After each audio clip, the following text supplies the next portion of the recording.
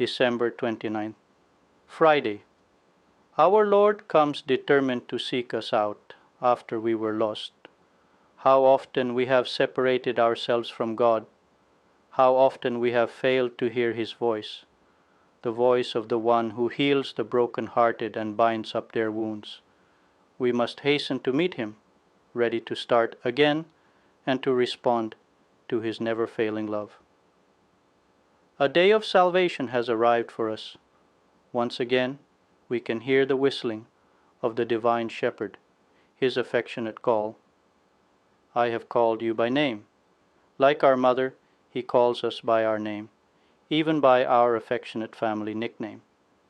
There in the very depths of our soul He calls, and we must answer, "Here I am, for you called me."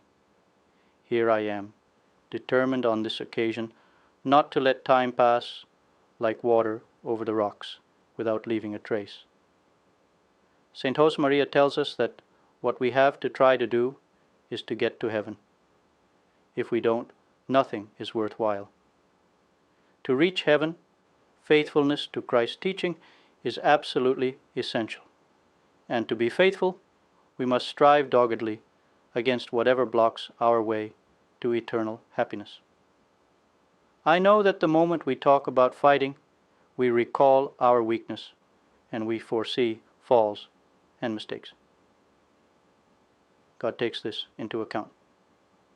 As we walk along, we will inevitably raise dust on our way. We are creatures and full of defects. I would say that they need to be there. They are the shadow, which in our soul helps to highlight, by contrast, God's grace and our resolve to respond to God's kindness. And this contrast of light and darkness will make us human, humble, understanding, and generous.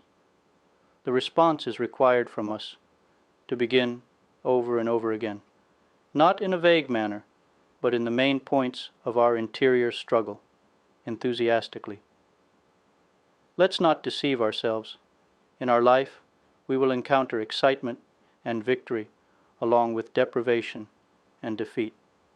Such has always been the earthly pilgrimage of Christians, even of those we venerate on the altars. The true life stories of Christian heroes resemble our own experience. They fought and won, they fought and lost, and then, repentant, they returned to the fray. To find Jesus, we have to keep starting over and over again. We need to be continually engaged in a struggle to improve. To stand still is to fall back. St. Augustine says, "I am still running. I am still advancing. I am still walking. I am still on the way. I am still exerting myself. I have not yet arrived." In the same way, if you are walking, if you are exerting yourself, if you are thinking of the future, then forget the past. Do not glance back, or you may remain at the spot where you turn to look back. If you say, "Enough," you are lost.